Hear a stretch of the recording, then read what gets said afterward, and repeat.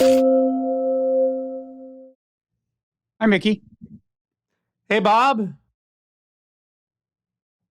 You know who this is? Looks like an AI rendering of Mickey Mouse or somebody. I don't know. Who is it? Show me Mickey Mouse in 10 years. No, it's a seemingly addle-pated old man who was Vincent the Chin Gigante, and he was a mob boss, Mm-hmm. but he pretended he was old and incapacitated, and he walked around the park in his bathrobe. That's And what he I was do. called the For me. Odd Father. Mm-hmm. And so he was trying to disguise his prowess as a mob boss by pretending to be senile. And somebody on the web actually had this theory about Biden, that Biden is really on the ball. He's just seeming to be more senile than he actually is. Mm-hmm. I guess because it makes him seem like a harmless, nice old man. It doesn't quite make sense. And there was a theory about Reagan, that Reagan was actually, I guess, which has now been disproved. Totally on the ball. Yeah.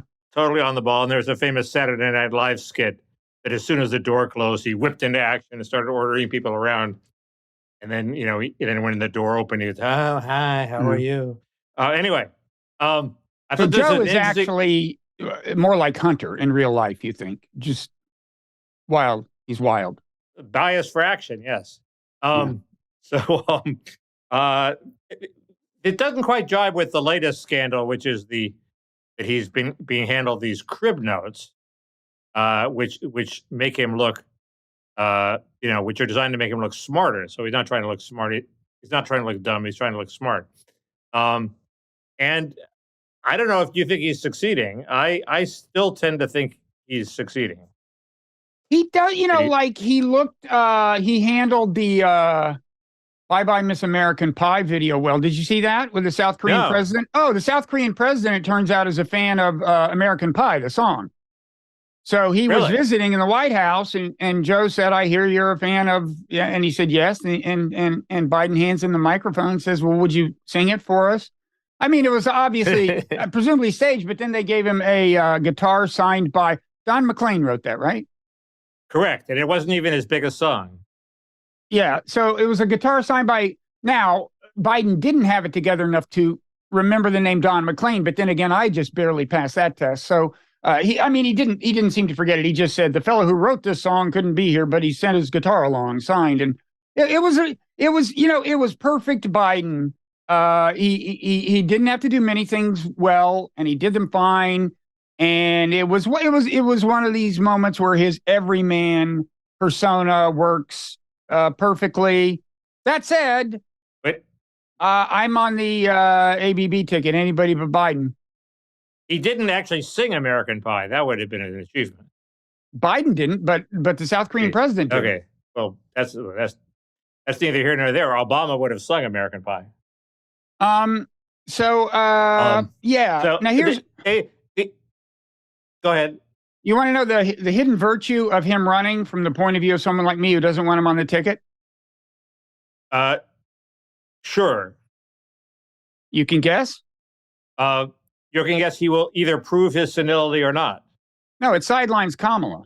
If he said, "I'm not running," all eyes would turn to Kamala. Right, and then she'd be defeated. Maybe not, but she's definitely going to find it hard to get on the inside rail so long as he's saying, "I'm in the race." Did you see the response his press secretary gave when they asked if he's going to serve out his full term? Inshallah. I don't know. She said, "Well, that's for him to decide. It's up to him." Well, so after 4 years, he decides, "Hey, I'll turn it over to Kamala." I don't think that's very appealing, Bob. I don't think you want that. We don't want that. So this press thing with the cheat sheets. They had a little card printed for him with the first question with the name of the reporter who had apparently submitted it in advance. The LA Times says she didn't do this, but nobody believes them. That was the first question, and he was prepared for it with sort of reasonably good answer. Navigating all these cheat sheets is actually not easy. I mean, I don't think I could do that. Read this little thing and get the answer right and get the pronunciation right. I mean, Right. it's not easy being led by the nose. But you're also too old to be president. So I am completely I capable of fulfilling the duties of the commander-in-chief, Bob. I missed the scandal. How could you say that? I was kidding. If I'd won my Senate race, I'd be on the. If I'd won my Senate race, I would be on the short list. No, I'm on the Mickey bandwagon. Don't worry. But I hadn't heard about this scandal. Is this a new scandal that he is being this handled? Is yesterday or the day before. This is the idea is that a lot of what people are talking about. These are planted questions, and the journalists are participating. Is the idea? They're not planted questions. No, the press secretary goes around. The press comes up with them, but they ask, "What do you want to write about?" And then they pick one of them, and they say, "Okay, this is the question she's going to ask. So call on her first." I don't know if it's arranged with her that she's going to be first. But she's called first, and she asked the question that she said she was going to ask in 90% accuracy. So it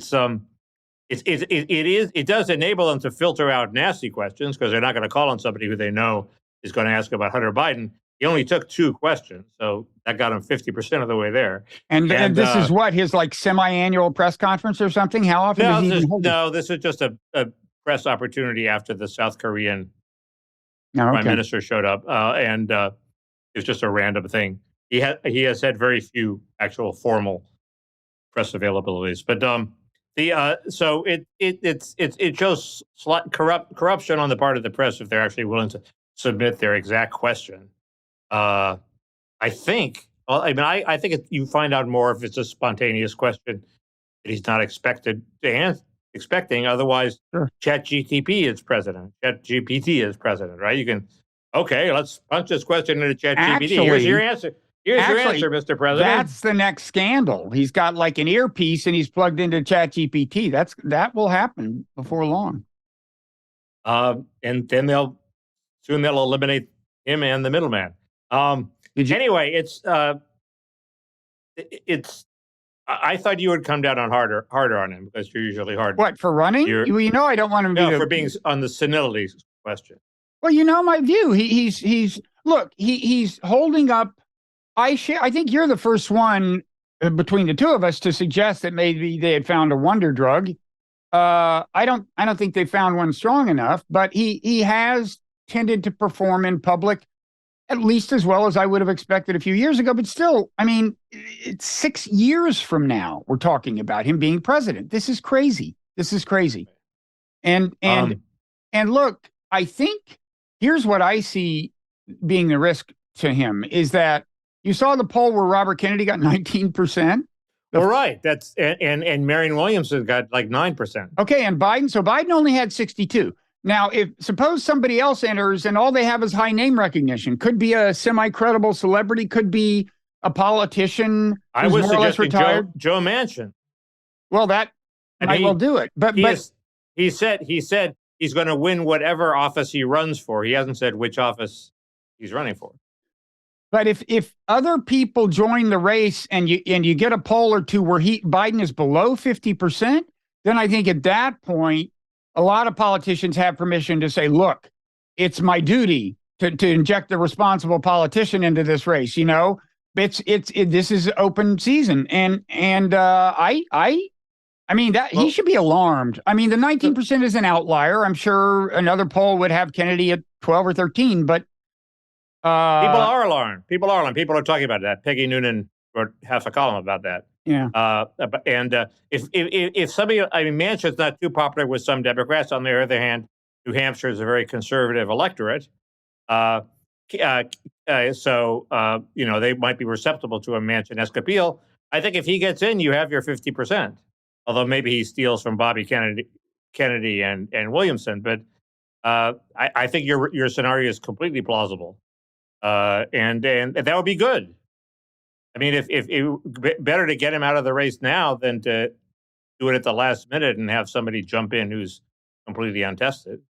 I heard on another podcast that Ron Klain, former Biden chief of staff, while going through the motions of supporting Biden, if you ask him for alternatives, he mentions Gavin Newsom and Gretchen Whitmer. Would Gretchen Whitmer be a strong candidate? I just don't like kind of the looks of Gavin Newsom, but I don't like the looks of Gretchen Whitmer, but I don't know very much about her. She looks solid. Just Midwestern. because she had this rep as a tough ass COVID lockdown person, which in retrospect was not entirely the right course. The only people who are gonna vote on that issue are lost to the Democrats. That's what I think. I don't think that's true. There are a lot of parents who are maybe Democrats whose kids lost a year of school. Sure, but or 2 years of school, and they're not happy about it.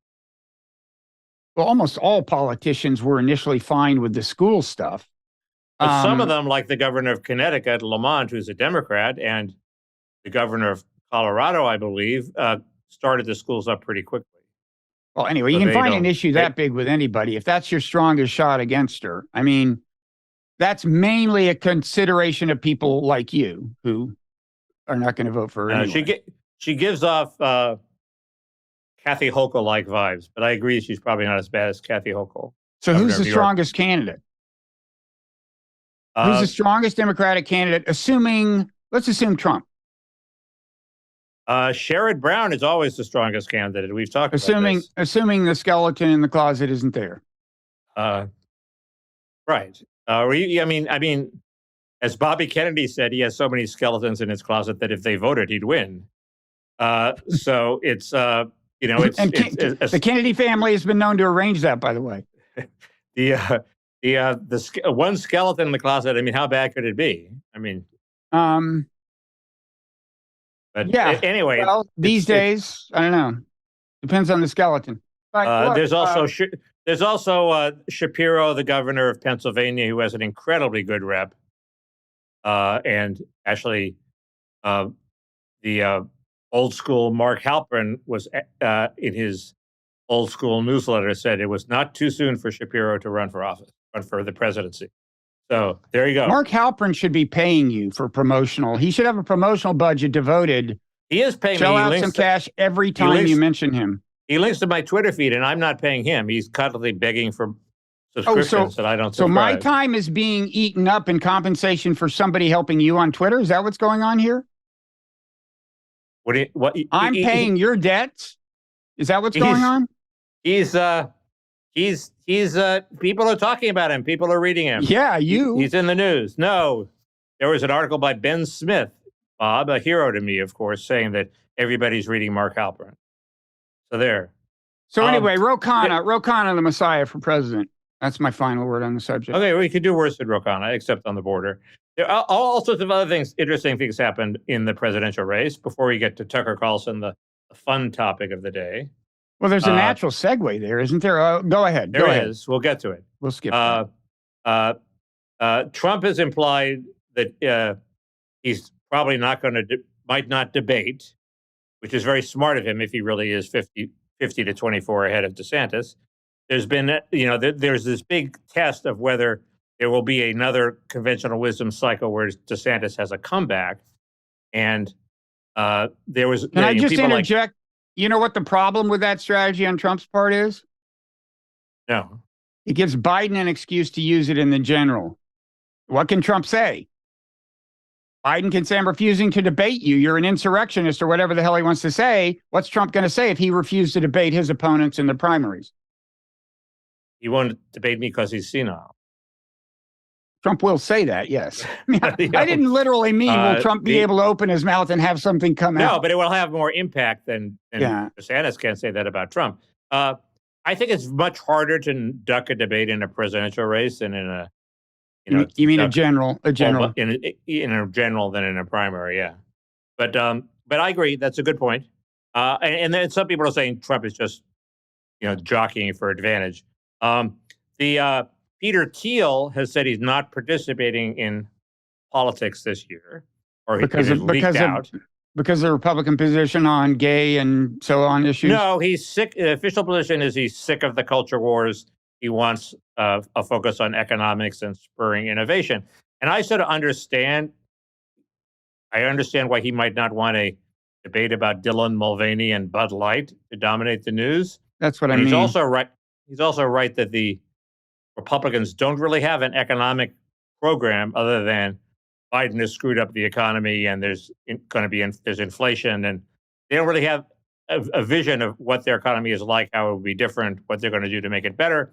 And inflation is going away, and it's not at all clear that the economy is going to crash. So he's right that there's a huge weakness on the economy on the part of the Republicans. On the other hand, culture war issues are important. I'm sorry, especially the race part of culture wars. If you go into a hospital and the woke doctors give the liver transplant to a person of color as opposed to a white person, that's not only going to piss people off, it's going to erode all support for public health care, Medicare. Liberals should hate that. It's a disaster. So you got to fight that wokeness. I'm sorry. I think I think you constitute a pretty large percentage of the people who are thinking about the transplant woke issue, Mickey. Well, but there was an issue with COVID. A lot more people with the vaccine, they were going to prioritize people of color. But did they? And sorry? Did they? Did they prioritize people of color? They did briefly, and then they were, I think, forced to recant it. But, this is the first step. Next time, maybe they won't recant it. The more woke people are staffing the hospitals, the longer it will take for them to recant. How did we get to this? I missed the segue. My mind was wandering. Why are we talking about this? Peter Thiel is wrong because wokeism is important, and you have to fight it because otherwise things like that will happen, which will erode, from my point of view, the popularity of important liberal programs. I think my initial take was right. I think when he says culture issues, I think the subtext is that as a gay person, he is offended by and uncomfortable with the amount of time Republicans spend on sexual preference and gender identity and that whole ball of wax.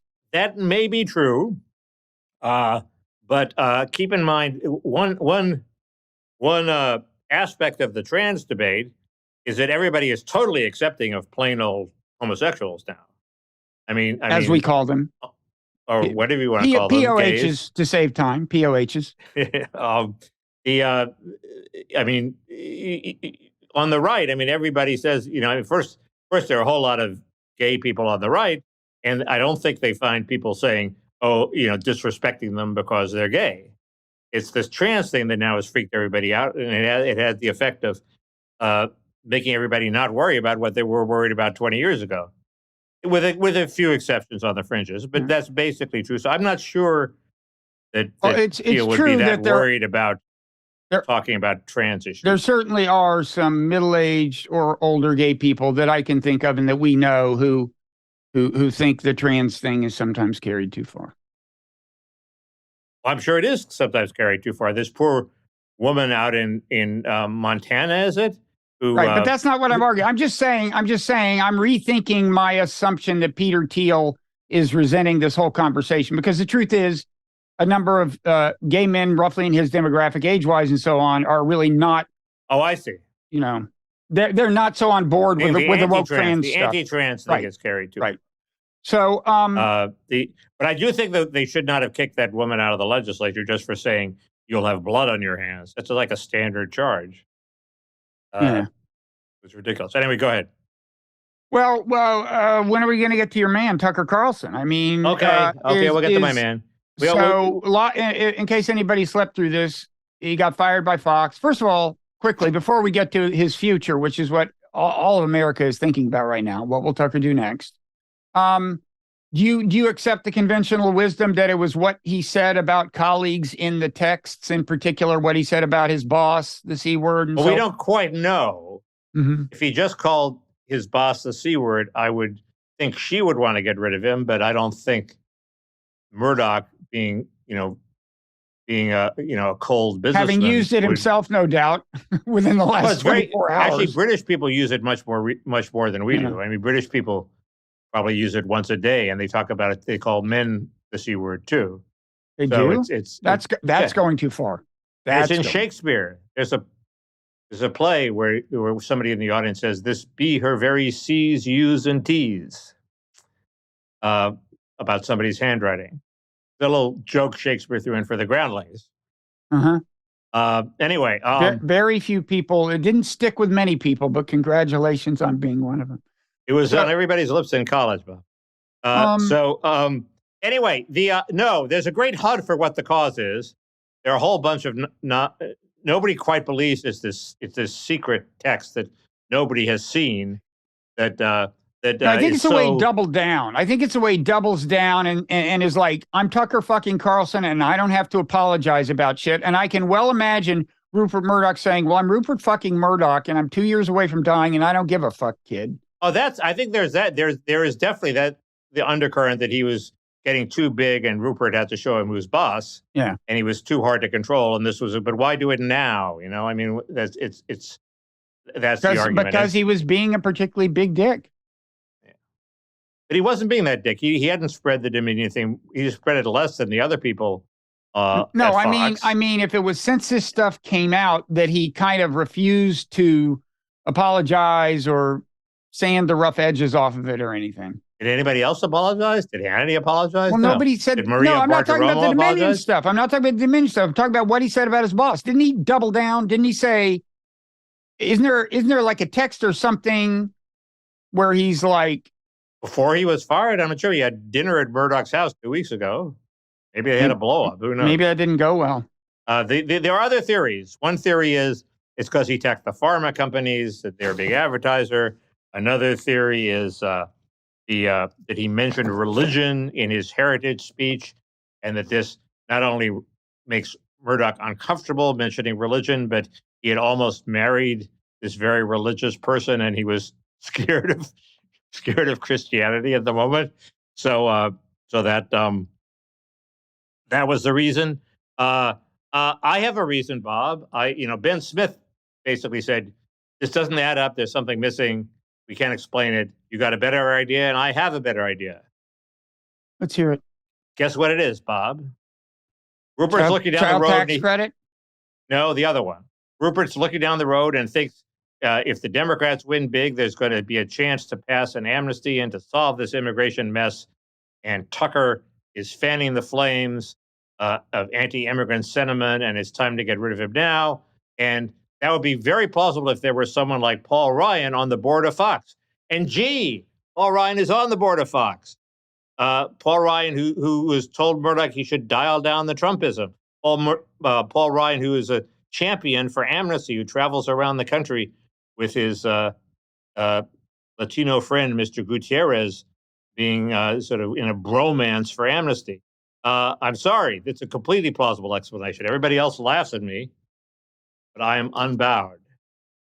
Mickey, this is the paranoia talking. This is the 97% of your brain that's devoted to sensing threats to your position on either immigration or the child tax credit. Okay. You don't think there's going to be a push for amnesty if the Democrats do well in the election?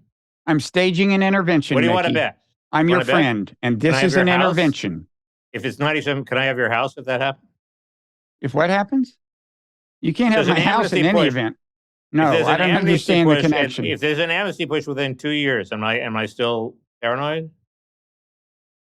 Of course, there's going to be an amnesty push. Business. No, that's possible. And half the Republican Party are still for it. You're paranoid if Rupert Murdoch is thinking this far ahead and it's this focused on this one issue. He did last time. He met with David Axelrod and agreed to tone things down 6 months or a few months before the amnesty. So here's the big question, and I know it's keeping you up at night. Hopefully, is Tucker going to run for president? Well, he'd be perfect for what Peggy Noonan wrote about, which is, taking we're Trump right for a third party. Party because voters don't like either candidate. They want a third. They desperately want a third candidate, but you can't have a third party without a great charismatic candidate. Right. So Tucker is that candidate. Not much of a manager, but you could hire a manager. But he can't. He can't jump into the Republican. I mean, he can't really trash Trump and expect that to. It's just a bad array for him. He is very much like Trump, and they would cannibalize each other's votes. If the Republicans nominate an establishment candidate, and like Nikki Haley, and Democrats nominate Biden, then the road is clear. Then Carlson would have a royal road to the White House, but because he could trash both of them. But it's very hard for him to trash Trump. Yeah, I mean the problem with third party is if Trump is nominated and Carlson really runs his third party, he takes Trump down, and he is blamed for it. And I don't think he wants that. He could, of course, at the end, bail out in exchange for a position in the administration. Like, oh God, what's one that wouldn't I don't keep think me he'd up want at night? that. Why would he want that? Yeah, you may be $20 right. million and he's going to resign to be an undersecretary? In exchange for the eternal gratitude of Trumpists everywhere. I don't know. The other thing that's not appealing to him about third party, as opposed to running for, do you think there's any chance he actually gets in the Republican race? There's a chance. He's expressed no desire but to do it. The big appeal there is there are going to be people urging him to do it. But the big appeal there is debates. He would hate to sit through the entire primary season being the one candidate who doesn't get to debate. That's his stage. Debates are perfect for him. Perfect. Oh, Ross Perot was in the final debates 2 times. So if he does well enough in the polls, he'll get into the debates. I mean, if he has 25% of the polls, I think they have to include him. I just mean spring of next year would be hard for him to abide if he were sitting there not in the Republican debates. Anyway. Right.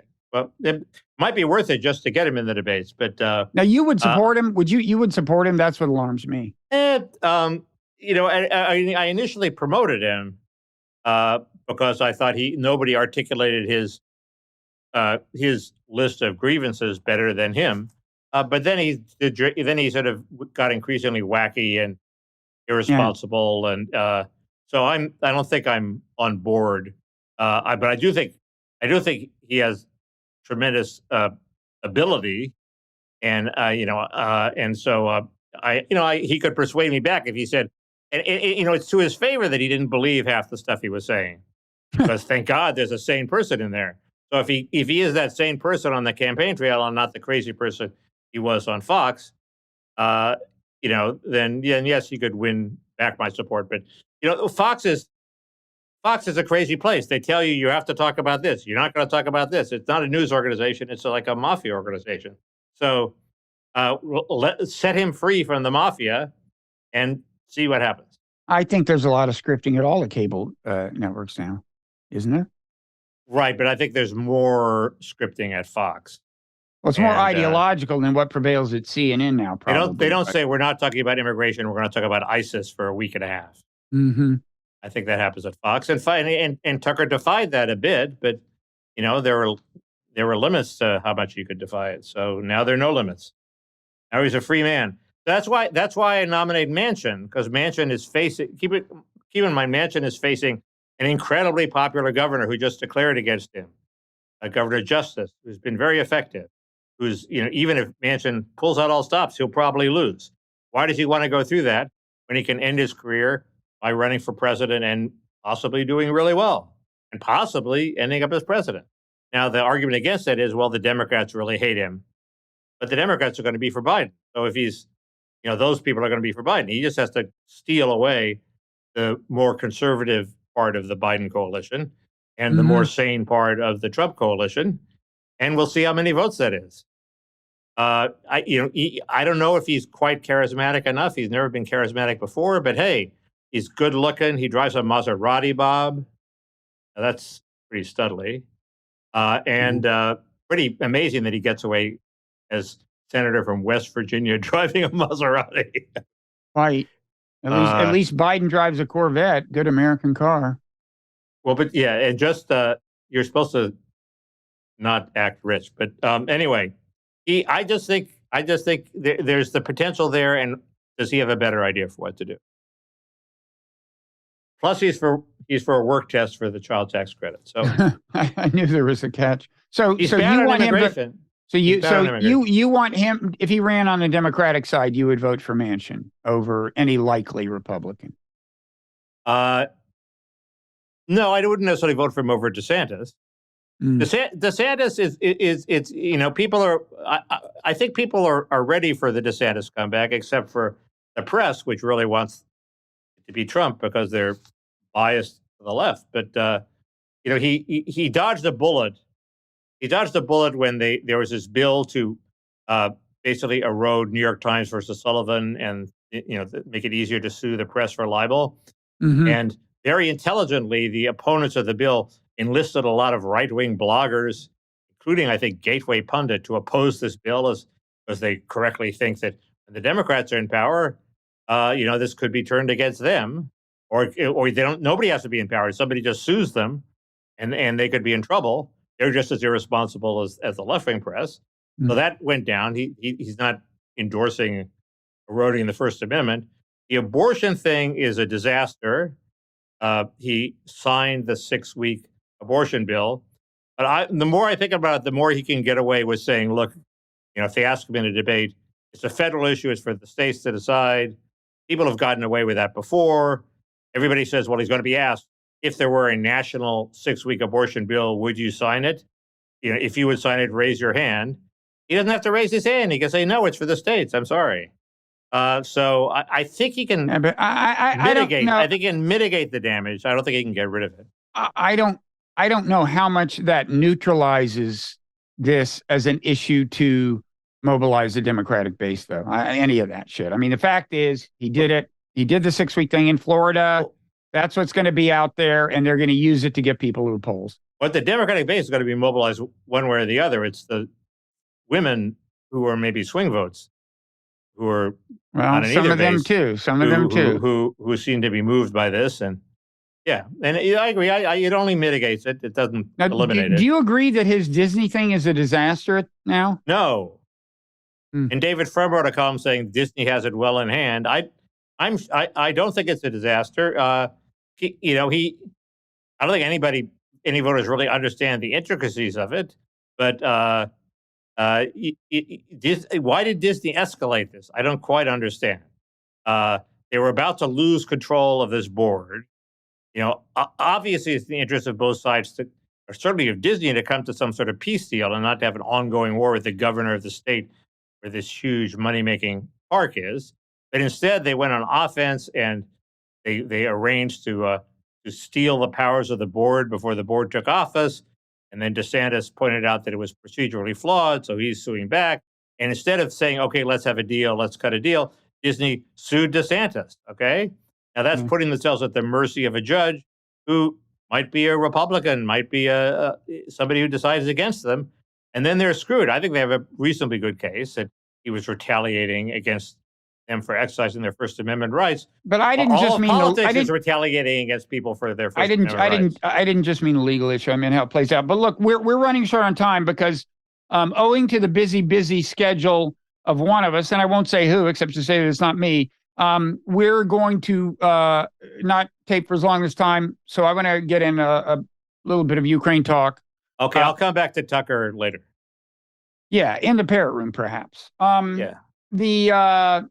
I don't have that much to say, except I just feel more strongly than ever we really need to say to Zelensky, no, you don't need to do this offensive in hopes of keeping us on board. First of all, it's not clear it can keep us on board. I mean, I think enthusiasm in some European countries for arming them is waning. And in any event, the whole thing, it tends to be a hostage to domestic politics, as it's going to be here.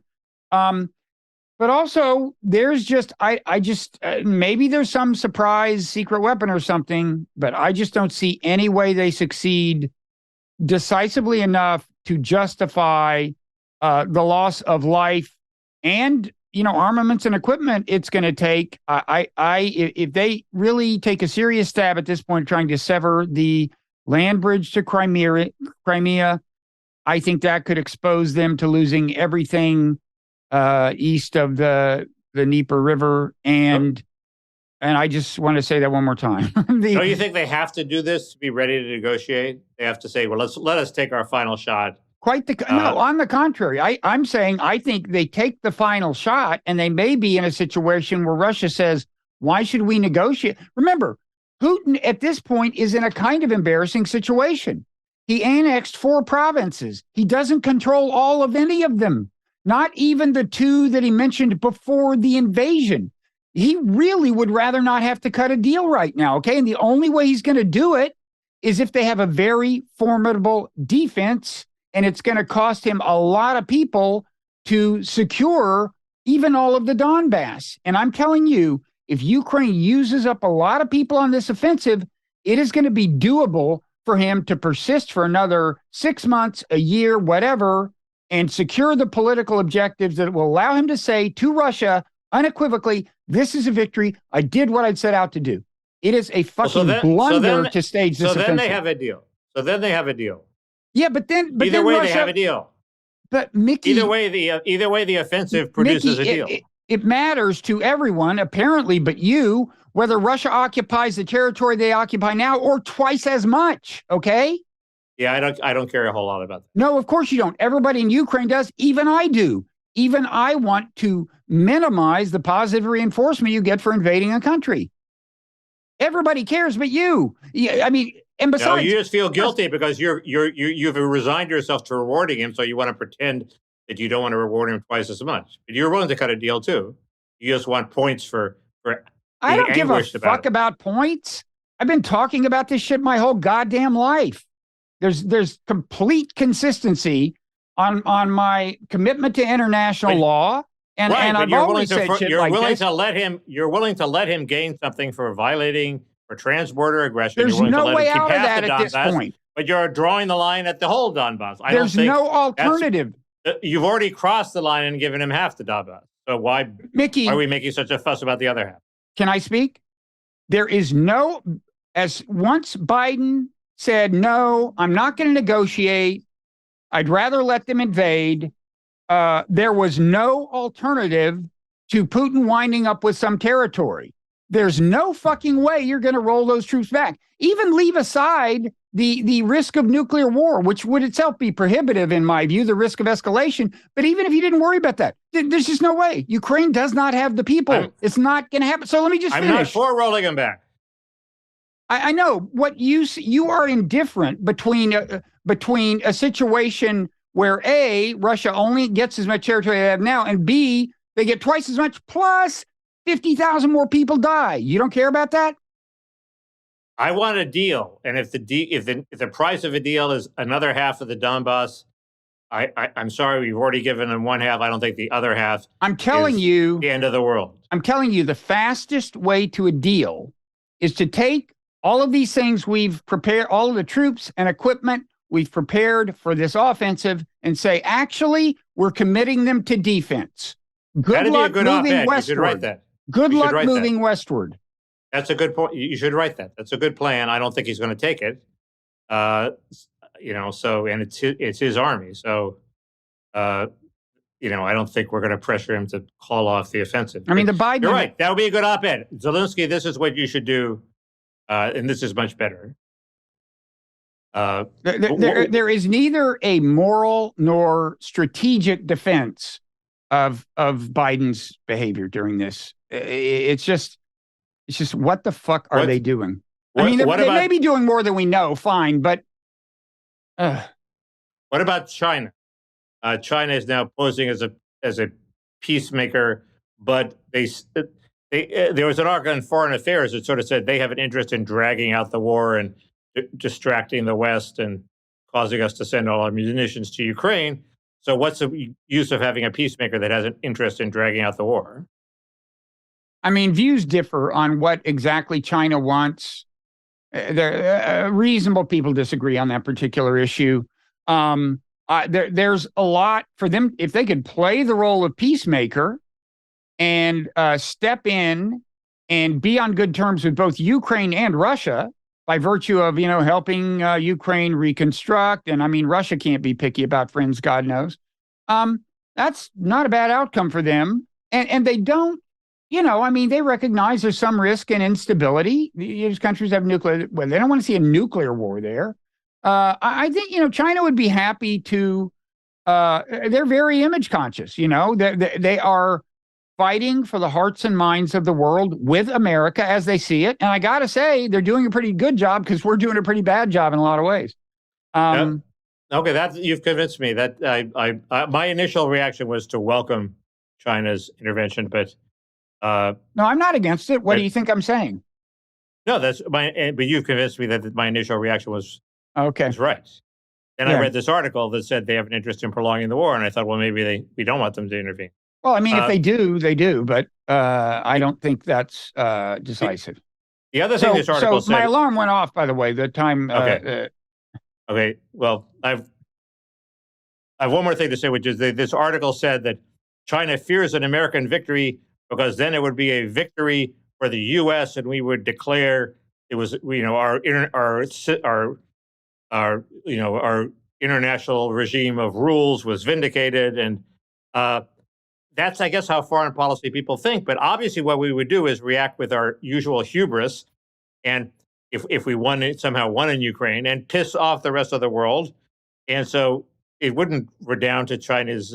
It would actually redound to China's benefit if we won, because we would blow it. By we won, they mean what? Roll back Russia completely, or what?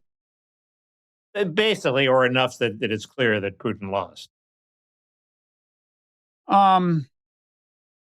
Yeah, well, you're not going to roll them back completely, and certainly not at acceptable risk. And the best outcome what's the best outcome Biden could hope for?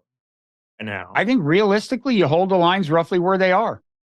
Oh, okay. Well, that's not enough to trigger this. Because remember, Russia can play this game a long time. We have not yet seen big cracks in Putin's, political situation at home. They canceled their World War II celebrations for fear they would turn into anti-war protests.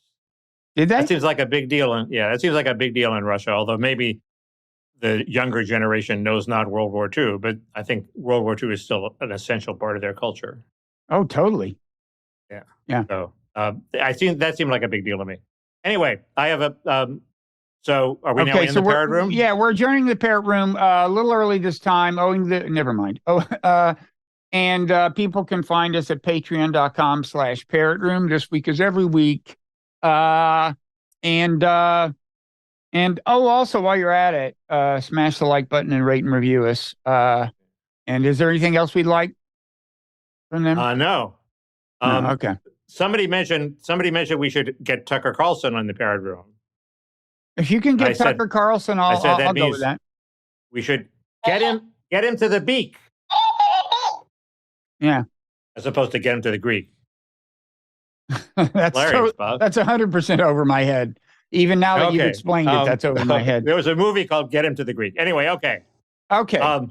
So we'll see folks in the parrot room.